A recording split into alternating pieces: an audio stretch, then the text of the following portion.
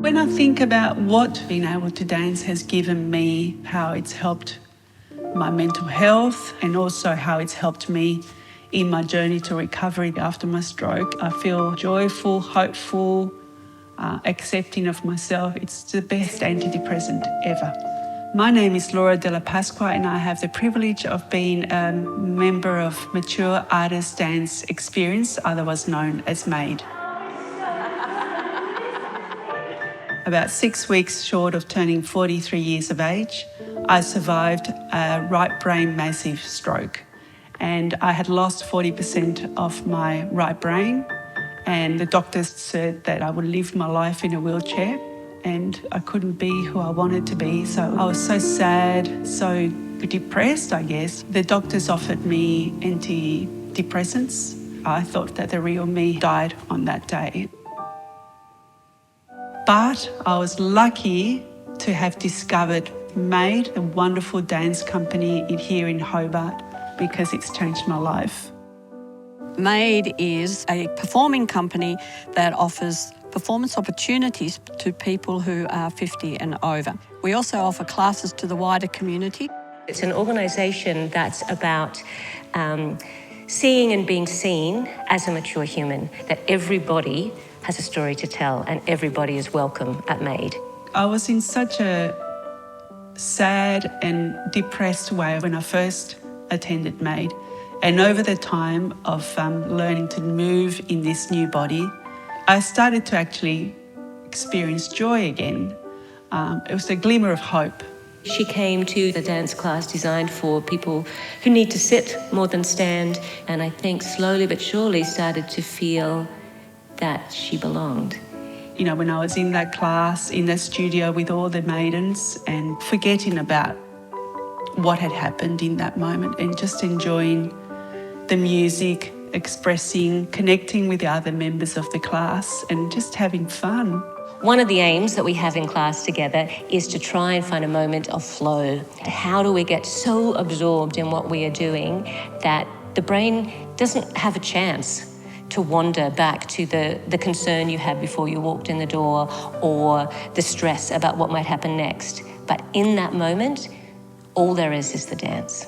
And as I built that confidence and I threw away my walking stick and I became stronger in myself emotionally and in my body, that certainly gave me more capacity to participate in my life in a way that I didn't think was possible. Graeme Murphy is the top choreographer in Australia and probably so internationally renowned through Sydney Dance Company and the work he's done with Australian Ballet. So I just rang him up and I said, would you come and work with us? Round and round, the knees and boom. That's lovely. You don't commission Graeme Murphy. Graeme Murphy decides, oh, I'm interested in you and yes, I want to come and work with you. When they came here to put on the work of 7 Deadly Sins, I had the privilege of portraying anger, which I was really happy about that because I knew it would give me an opportunity to really tap into a lot of the anger that I do have from what's happened to me and process that in a creative way. You think about a collective like this, and their collective ages is probably in the hundreds, so their collective wisdom is absolutely huge. And I tap into that, and they're very generous. I mean, they're quite feisty, so it's that sort of emotional interaction that I really love. One of the first things you learn about being on stage is to have to know where everyone is, even though you can't see them. You know exactly what they're doing, and we all trust each other. That is a fantastic feeling. There is no sinner like an old sinner. I think dance, and in its most ancient of forms, is about community. We dance at weddings, we dance at funerals, we dance for rites of passage for young people.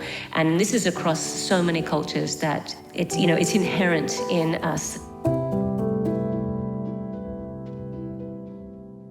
Over the years, we've worked with a lot of different choreographers, and one of them is the wonderful Kelly. The brief was to look at the spirit of the environments and mirroring the detail of the environment close up, including our own bodies. So in this part of the show, I've given each dancer a mirror, a reflective surface, in order to give them a time to reflect. The funny thing about as you get older, really looking in the mirror, if you don't have glasses on, you see yourself in a different way. You think you feel a bit younger. Then you just put your glasses on and you go, ugh. At one stage we have to stand and we just look down into the mirror like it's a pool. And I remember thinking, gee, I've aged this year. It was important to me and to the performers to say, yeah, we're aged, we're not frail. Expect this of us because we expect it of ourselves.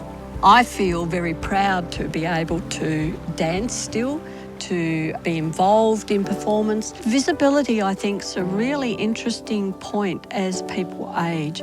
And of course, MAID is out there saying we are not invisible, we are here.